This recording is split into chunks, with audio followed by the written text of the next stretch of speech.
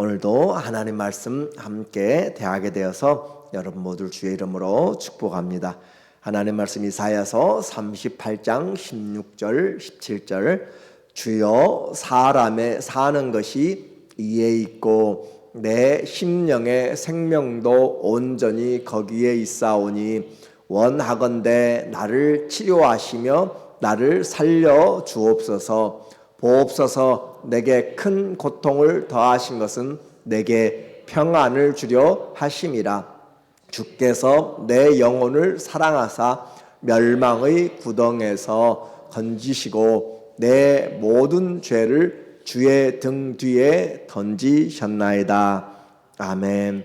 오늘은 삶의 변화 40번째로 죽음의 문턱에서라는 주제로 말씀을 같이 나누겠습니다. 성경은 생명의 태어남뿐만 아니라 질병과 전쟁과 위기와 또 죽음까지 또 천국까지 우리의 인생에 경험하는 또 겪게 될 모든 것을 다 이야기를 합니다. 그러므로 인생의 가장 중요한 삶의 지침서는 바로 성경이다라고 하는 것이에요. 이사야서 36장부터 39장까지는 특별히 이사야 시대, 히스기야의 다스리는 시대의 전쟁과 또 히스기야의 죽음에서의 질병에 대한 부분을 다루고 있습니다. 그래서 인생의 위기가 닥칠 때 우리에게는 꼭 어려움이 같이 올 때가 많아요. 그래서 설상가상이라고 그렇게 이야기를 하게 돼요. 엎친 데 겹친 그런 어려운 일들이 꼬이게 될 때 우리 함께 찾아오게 되는 거죠.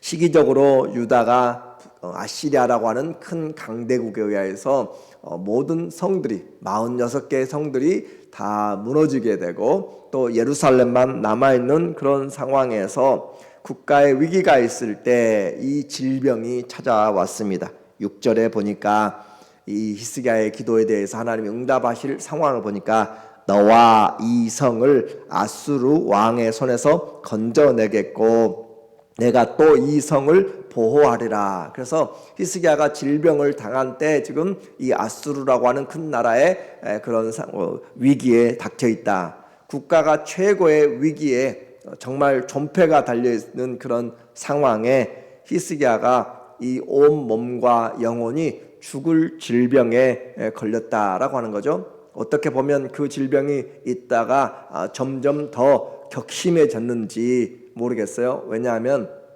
사람이 극도로 그런 스트레스를 받으면 질병이 보통 있다가도 면역이 떨어지게 되고 그렇게 아프게 되는데 나라가 성이 하나씩 패전의 소식들이 전국에서 올라오면서 지금 나라가 아수르군의 군대에 쌓여 있다고 생각하면 그 없던 병도 생기는 것인데 있는 질병이 얼마나 무서울 것인가. 스트레스라고 하는 것이 그렇잖아요. 좀만 고통하고 좀 신경 쓰고 그러면 편두통이 생겨서 잠 못 자고 계속 그렇게 되는 것이 염려와 걱정과 근심 때문에 우리의 질병의 모든 원인이 된다라고 하는 것이에요.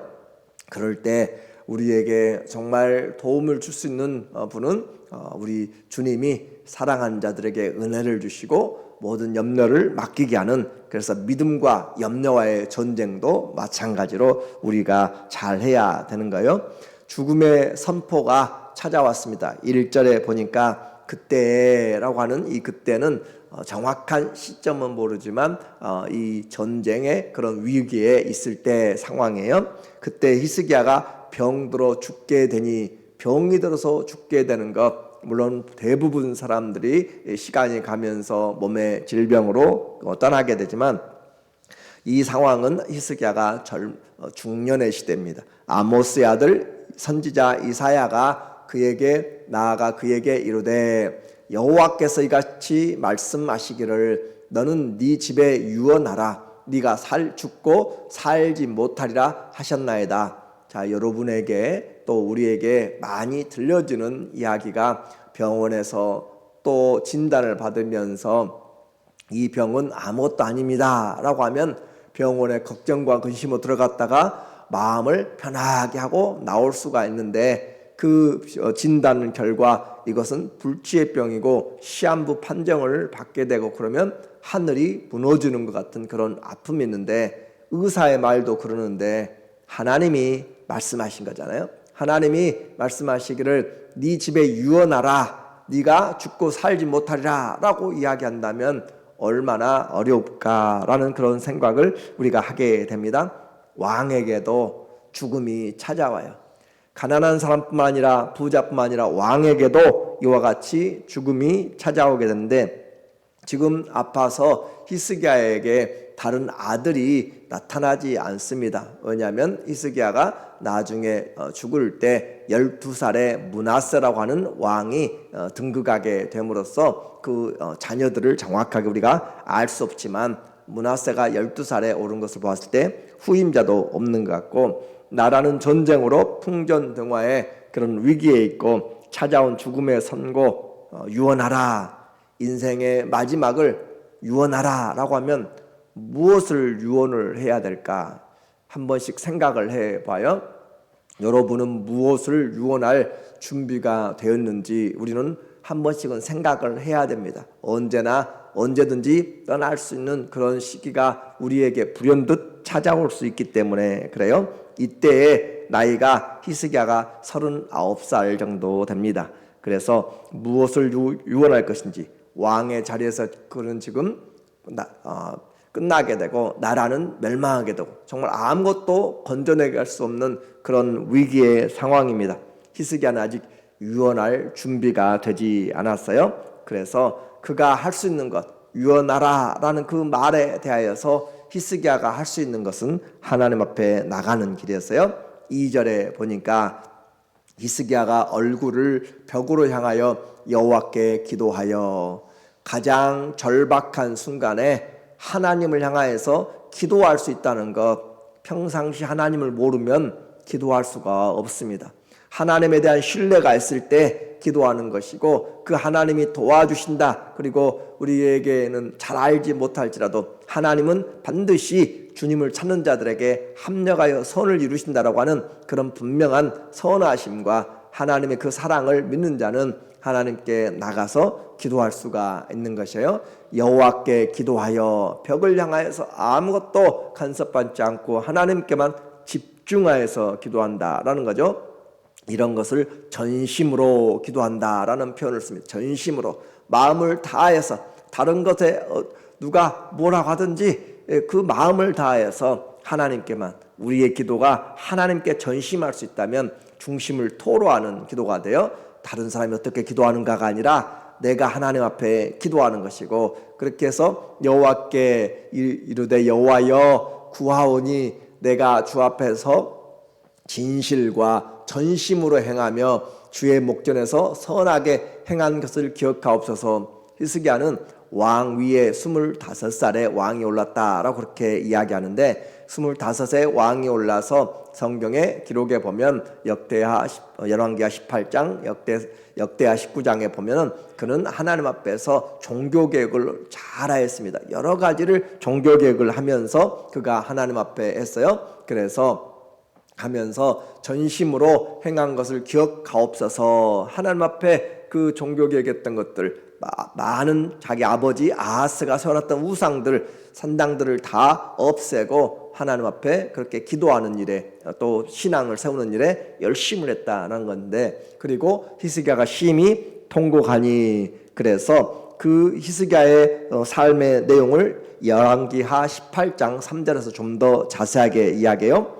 히스기야가 그의 조상 다윗의 모든 행위와 같이 여호와께서 보시기에 정직하게 행하여, 하나님 보시기에 정직하게 행하였다.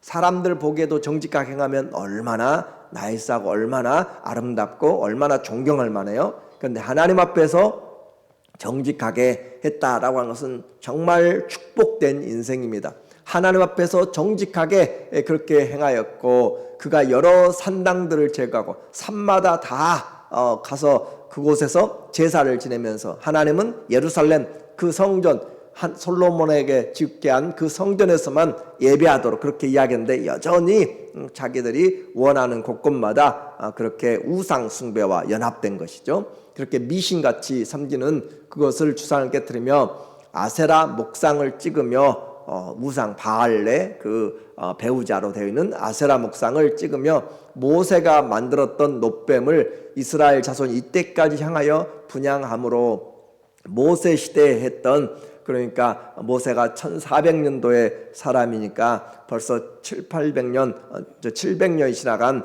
그런 때까지 여전히 그들이 모세가 만들어 놓은 놋뱀의 그 지팡이를 그들이 분향하고 미신처럼 그렇게 행했다는 거죠. 그것을 없애버렸습니다. 그래요, 교회에는 우리는 어떤 보이는 것, 만들어진 것을 가지고 숭배하는 것이 아니라 믿음을 가지고 하나님 자신을 우리가 경배해 드리는 거예요. 그래서 이와 같이 우상을 부수고 그것을 누후사단이라 일컬었더라. 한번 생각해 보세요. 하나님 앞에서 정말 열심히 살았고 개혁하고 그랬는데 병이 걸렸어요. 우리에게 인생에서 우리가 원치 않는 일들이 일어날 수가 있습니다. 그러나 하나님 앞에서 그는 이와 같은 믿음의 흔적들을 가지고 섰을 때 진짜 기도를 보게 되고, 그리고 그의 삶에 대해서 하나님 앞에 맡기는 것을 보게 돼요. 5절에 보면 너는 이사야에게 이제 말합니다. 너는 가서 히스기야에게 이르기를 네 조상 다윗의 하나님 여호와께서 이같이 말씀하시기를 내가 내 기도를 들었고 내 눈물을 보았노라. 내가 네 수 안에 15년을 더하고 하나님이 기도를 들으셨고 하나님이 눈물을 보았고 그리고 하나님이 응답하시되 네 인생에 15년을 더한다라고 그렇게 이야기했어요. 그래서 히스기야는 25세 왕이 되어서 전체 이제 그는 왕 위에서 29년을 다스리게 됩니다. 그러니까 이때가 39의 나이예요. 39에 죽을 병에 걸렸을 때 하나님이 15년을 연장해 주는 그런 은혜를 입게 되었습니다. 너와 이 성을 아수르 왕의 손에서 건져내겠고 내가 또 이 성을 보호하리라. 눈물의 기도에 하나님이 질병의 치료뿐만 아니라 이 지금 전쟁의 위기에서도 건져주겠다라고 이중에 축복을 해주세요.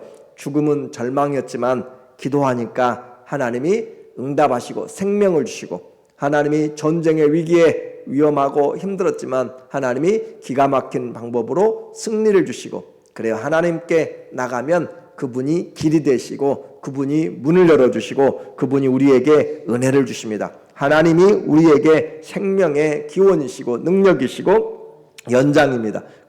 주 하나님 앞에 나가서 히스기야만 아니라 오늘 우리도 동일하게 하나님을 아빠, 아버지라고 부르는 자들에게 너희는 내게 와서 기도하면 내가 너희를 들을 것이요 구하는 자에게, 찾는 자에게, 두드리는 자에게 주님이 문을 열어주시겠다라고 하시는 거예요. 그 이름을 가지고 우리가 기도합니다. 그리고 히스기야가 이렇게 병 나았지만 그가 얼마나 이 문제에 대해서 질병으로 간구했는지 병상의 일지를 보게 되니까 9절에 유다 왕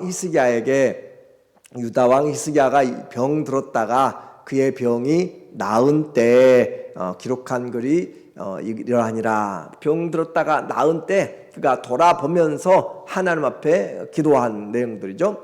내가 말하기를 나의 중년에 수올의 문에 들어가고, 수옥은 죽음의 문이에요. 그 문에 들어가고 나의 여생을 빼앗기게 되리라 하였도다. 나의 인생이 빼앗기게 되었다. 내 것이 아니라는 거예요. 이렇게 해서 그가 죽음의 질병에 얼마나 문 앞에까지 갔는가라고, 그래서 그는 모든 환경에서 하나님께 기도하는 것으로 나갔어요.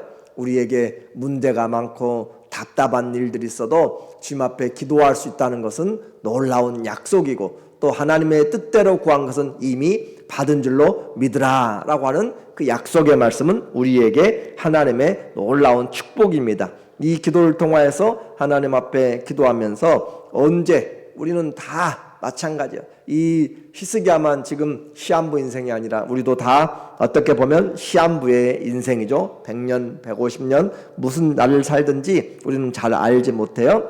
우리의 모두가 시한부인데 죽음은 왕에게도 찾아왔고 어린아이에게도 찾아오고 노년에 중년에 청년에게 누구든지 가리지 않고 찾아오는데 우리 이 모든 것이 장막이 걷히는 것 같고 그리고 또 배가 떠나는 것 같고 그렇게 우리는 인생에 떠나는 배틀의 배를 말고 하는 것처럼 그래서 히스기야는 이런 중년의 때 아픔에서 하나님 앞에 어떤 모습으로 그가 기도했는지를 자신 한번 다시 돌아보게 되어 눈물로 통곡하며 기도했다고 했는데 14절에 보니까 나는 제비같이 학같이 시적이며 제비같이 울고 학같이 시적이면서 비둘기같이 슬피 울며 비둘기가 우는 것처럼 그렇게 하나님 앞에 울면서 내 눈이 쇠하도록 앙망하였나이다.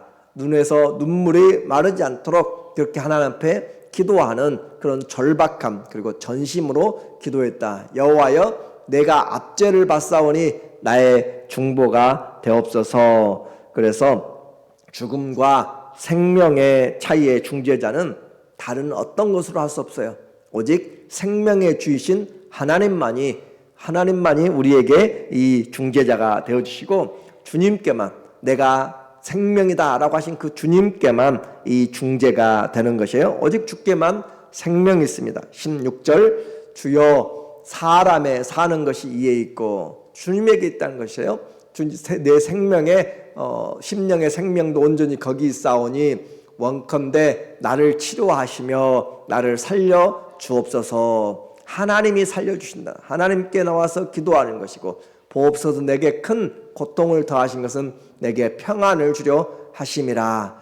주께서 내 영혼을 사랑하사 멸망의 구덩이에서 건지셨고 내 모든 죄를 주의 등 뒤에 던지셨습니다. 우리는 이와 같이 기도하면서 하나님 살려주시길 원하는데 사는 것만이 목적이 아니죠. 우리가 사는 것만이 내가 오래 사는 것만으로 하나님 내가 몇 년을 못 살았기 때문에 오래 살게 해주세요. 그런 내용이 아니라 그 하나님이 치료해 주시는 목적인 거죠. 내가 치료받고 무엇을 하겠습니다 라고 하는 그 부분을 우리에게 다시 한번 보게 만들어요. 19절에 오직 산 자 곧 산 자는 오늘 내가 하는 것과 같이 주께 감사하며 우리가 병 낫고 우리가 예수님 믿으면서 해야 될 것이 감사하는 삶을 말합니다. 감사하며 주의 신실하심을 아버지가 그의 자녀에게 알게 하리다. 자녀들에게 하나님 앞에 전쟁의 위기에서 내가 이렇게 아팠는데 하나님이 나를 치료해 주셨고 내가 이런 문제가 있었는데 하나님이 나를 돌아보셔서 오늘 이렇게 세워주셨다라고 자녀들에게 이야기할 수 있는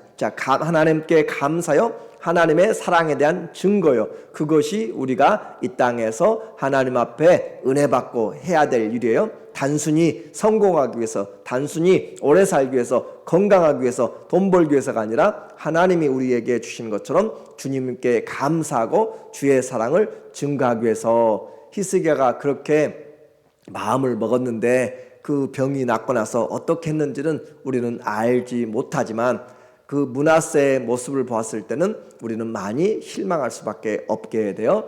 여호와께서 나를 구원하시리니 내가 종신토록 여호와의 전에서 수금으로 나의 노래를 노래하리로다. 평생에 이제 하나님을 노래하리로다. 우리는 병 낫는 것으로 끝나는 것이 아니라 이 어려움에서 위기에서 극복되면 하나님 나의 삶이 주님께 감사하겠습니다. 주의 말씀대로 내가 찬양하겠습니다. 주님의 말씀대로 내가 주님을 증거하겠습니다. 이것이 하나님께 영광이 되는 이사야서 43장의 그런 하나님의 창조의 목적을 세우는 거예요. 이제 우리는 하나님 앞에서 이 죽음 앞에서 노년에 이 히스기야가 죽음에 연장된 그 15년 사이에 아이를 낳게 되는데 히스기야가 므낫세를 낳게 돼요. 그래서 히스기야가 29년을 통치하고 죽고 므낫세가 12살에 왕위에 오르게 되는데 아이러니하게도 이 아이로 말미암아서 이스라엘 남쪽 유다가 멸망하는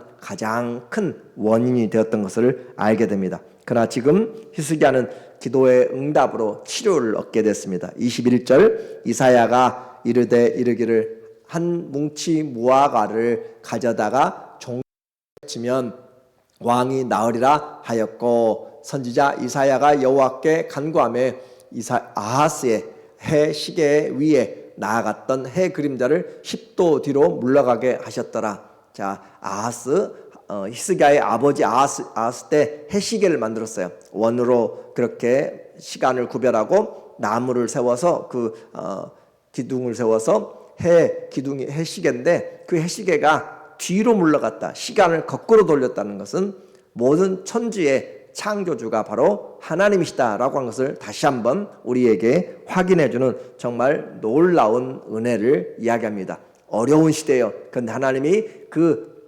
징조들을 통하여서 처녀의 잉태를 말씀하시고, 또 이와 같이 하나님이 이 시계를 뒤로 물러가게 하는 정말 어렵고 힘든 때 하나님은 여전히 살아계시고 여전히 능력을 베푸십니다. 결론적으로 인생 오래 산다고 반드시 좋은 것은 아니에요. 히스기야의 경우를 보았을 때 그렇습니다.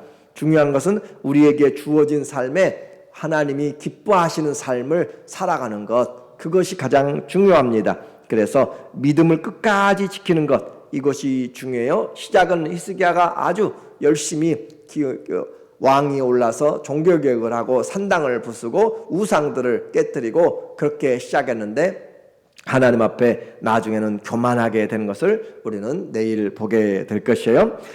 우리에게서 항상 떠남이 있음을 안다면 그 전능하신 하나님 앞에서 겸손하게 살아가는 것이고, 자기의 삶을 지혜롭게 하는 것이고, 하나님을 미리 기회가 있을 때 사랑하고 내게 주어진 것에 대해서 감사하고, 내게 있는 자녀들에게 하나님은 이런 선하신 분이다, 그렇게 믿음을 남겨주는 것. 돈 남겨서 싸우게 되고 돈 남겨서 또 아프게 되고, 우리는 하나님 앞에서 믿음을 가지고 사랑을 가지고 또 믿음으로 가지는 것이 가장 큰 축복이라는 것이죠. 하나님 앞에 어떤 삶을 살 것인가 우리에게 답을 주고 있어요. 디모데후서 4장 7절의 말씀입니다. 우리의 인생 어떻게 마칠 것인가 다 기억하고 하나님 앞에 잘 마쳐야 될 인생은 바울의 인생인 삶이었죠. 나는 선한 싸움을 싸우고 다른 사람과 악한 일로 그렇게 인생 낭비하지 말고 선한 싸움, 하나님이 주신 선한 싸움이에요. 악을 이기는 싸움, 선으로 악을 이기는 선한 싸움을 싸우고 달려갈 길을 마치고, 우리에게 주신 하나님의 인생의 사명이 있어요. 그냥 먹고 사는 것이 아니라 나이는 하나님 우리를 예수 그리스도의 그 영광을 위해서, 하나님의 영광을 위해서 창조했고, 하나님의 이 사랑을 증거하기 위해서, 그리고 하나님의 사랑을 찬송하기 위해서 우리를 지어내신 그 믿음에 달려갈 길을 마치고 믿음을 지켰으니, 그 믿음, 예수님으로 시작해서 예수님으로 마치는 이것이 바로 오늘 우리의 인생에게 주님이 주신 답이에요. 죽음의 문턱에서 믿음으로 승리하는 우리 모두 되시기를 예수님의 이름으로 간절히 축원합니다. 아멘. 기도합니다. 하나님 아버지, 우리 중에는 모두가 다 심한 갈등과 어려움과 위기들이 있습니다. 그러나 우리 주님 앞에 나가서 기도할 때 주님은 이 모든 일들을 감당하시고 넉넉하게 이겨낼 수 있는 그런 지혜와 능력을 주십니다. 생명과 죽음 앞에서 하나님께만 승리가 있고 생명이 있습니다. 주님, 이 모든 문제들을 주님이 감당하여 주시고 예수님으로 승리하도록 도와주시옵소서. 예수님 이름으로 기도합니다. 아멘. 우리 같이 기도합니다.